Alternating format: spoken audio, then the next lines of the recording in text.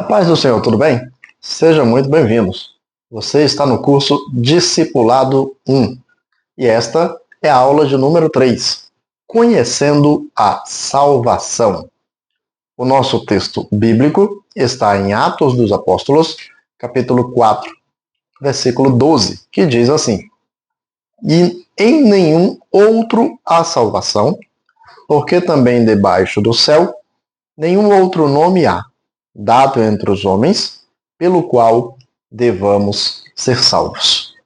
Conhecendo a salvação. Essa é uma das aulas mais importantes do discipulado cristão. Salvação é o tema central da Bíblia Sagrada. E nós vamos discorrer sobre este assunto neste momento. Primeiro, vamos entender o que é salvação. Você sabe? Vou te explicar.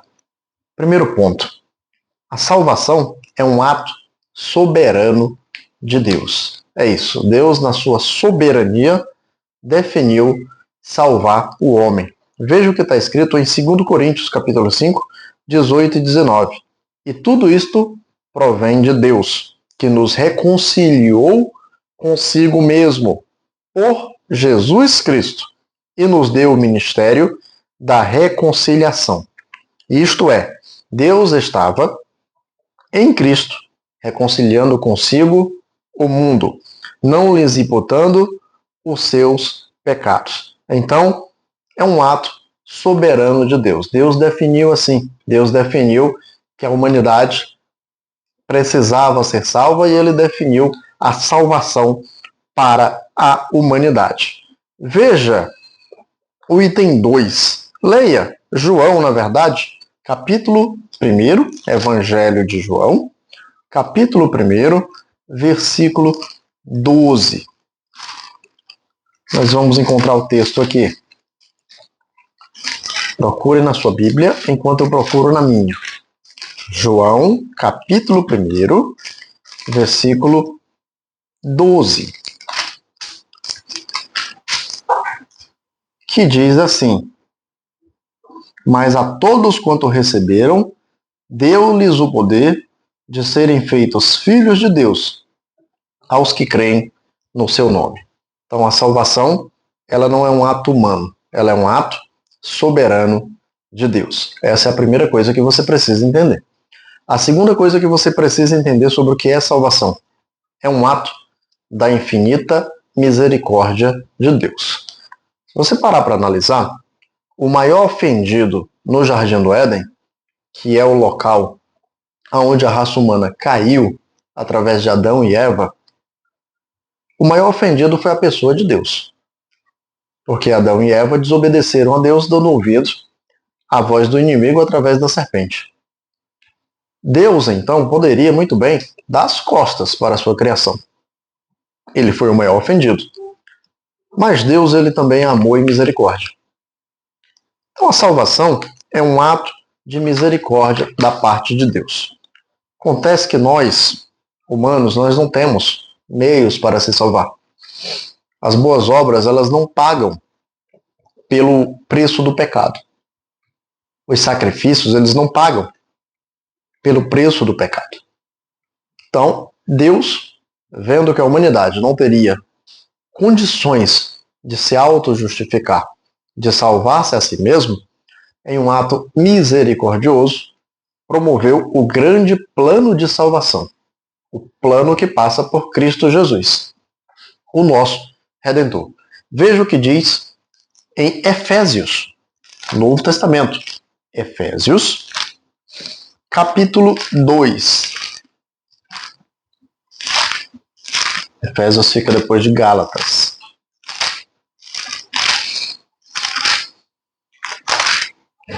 Versículo 8 e 9. Porque pela graça sois salvos, por meio da fé. Isto não vem de vós, é dom de Deus. Não vem das obras, para que ninguém se glorie. Então o texto deixa claro, nós somos salvos pela graça, pela misericórdia divina, por meio da nossa fé em Jesus. Não vem das obras, para que ninguém venha a se gloriar. não vem de nós. É um dom, um presente de Deus. Então a salvação é um ato misericordioso de Deus e um ato soberano de Deus. A segunda coisa que você precisa entender é a respeito da necessidade de salvação. Por que eu preciso ser salvo? Já entendemos aqui o que é a salvação. Um ato misericordioso e soberano de Deus. Mas por que eu preciso ser salvo? Você precisa entender primeiro a origem do pecado. É aquilo que eu falei para você. Lá em Gênesis, no capítulo 1, nós vemos no verso 26 e 27 que Deus criou o homem à sua imagem e semelhança e o colocou no jardim do Éden para o lavrar e guardar. Deus deu ordem ao homem e uma delas era: não coma do fruto do conhecimento do bem e do mal, porque no dia que você comer você morrerá. O inimigo, tomando uma serpente, induziu Eva a comer o fruto. Na verdade, fez com que Eva duvidasse da veracidade da palavra de Deus. Eva, induzida, comeu, deu ao seu marido e também comeu. Ali, naquele momento, nasceu o pecado no mundo. O homem desobedeceu, desnecessariamente desobedeceu uma ordem direta de Deus, trazendo sobre si e sobre toda a sua geração a maldição. Quando Adão e Eva pecam, eles trazem o pecado para toda a raça humana. Esta é a origem do pecado. Você precisa entender também a herança do pecado. Veja o que diz Romanos, capítulo 3, verso 23. Porque todos pecaram e destituídos estão da glória de Deus. Adão e Eva eram os representantes da raça humana. No momento em que eles pecam, eles transmitem a toda a sua geração, a toda a criação que vem depois deles, transmitem a consequência do pecado. A culpa e consequência do pecado. Por isso que todos estão destituídos da graça de Deus. Veja o que diz ainda Romanos, capítulo 5, versículo 12. Pelo que, como por um homem entrou o pecado no mundo, e pelo pecado a morte, assim também a morte ela passou a todos os homens.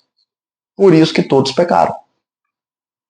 A morte e o pecado, o salário do pecado é a morte, passaram de homem a homem, de geração a geração, a começar de Adão e Eva. Então essa é a origem do pecado e essa é a herança do pecado. Por isso há uma necessidade de salvação. O homem foi criado por Deus, colocado no jardim do Éden para servir a Deus, para obedecer a Deus, desobedeceu. Então houve um rompimento da comunhão com Deus. Houve uma quebra de um mandamento. Uma reconciliação é necessária. Por isso é necessária a salvação. O homem, ele está perdido no pecado. E tendo como consequência a morte.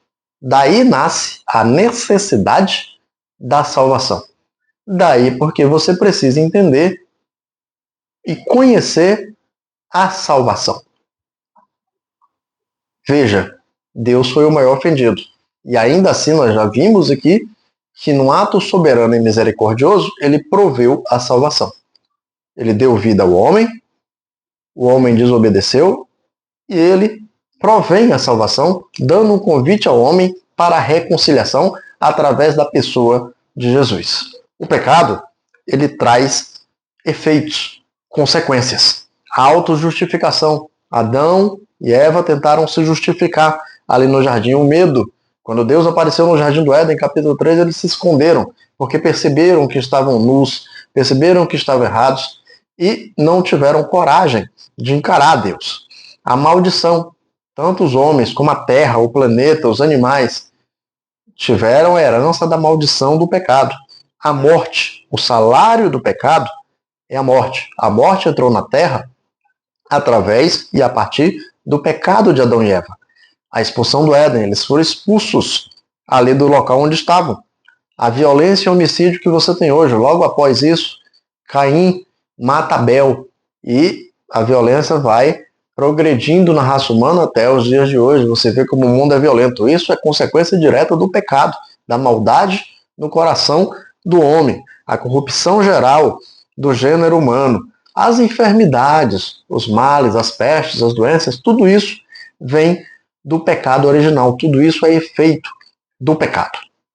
Agora que você entendeu o que é a salvação e a necessidade de salvação, você precisa entender alguns aspectos da salvação. Primeiro, a justificação.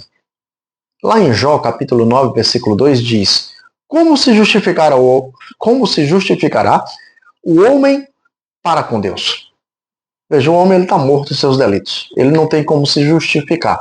Perceba, pelas nossas boas ações, nós não conseguimos pagar o preço do pecado.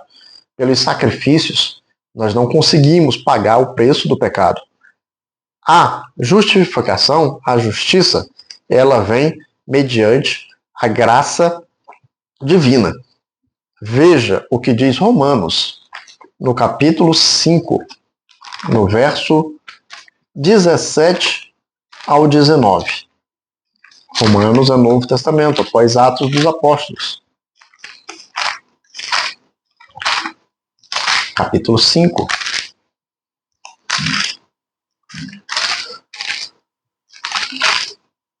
Verso 17 ao 19. Porque, se pela ofensa de um só a morte reinou por esse mundo, mas os que recebem a abundância da graça e do dom da justiça reinarão em vida por um só, Jesus Cristo. Pois assim como por uma só ofensa veio o juízo sobre todos os homens, para a condenação, assim também por um só ato de justiça veio a graça sobre todos os homens, para a justificação de vida. Porque como pela desobediência de um só homem muitos foram feitos pecadores, assim pela obediência de um, muitos serão feitos justos. Então, da mesma forma que o pecado entrou e reinou por Adão, a justiça, a salvação, ela entra e reina através de Jesus. Caímos por meio de um, somos levantados, justificados por meio de um. E essa pessoa é Jesus Cristo, o Filho de Deus. O outro aspecto é a regeneração.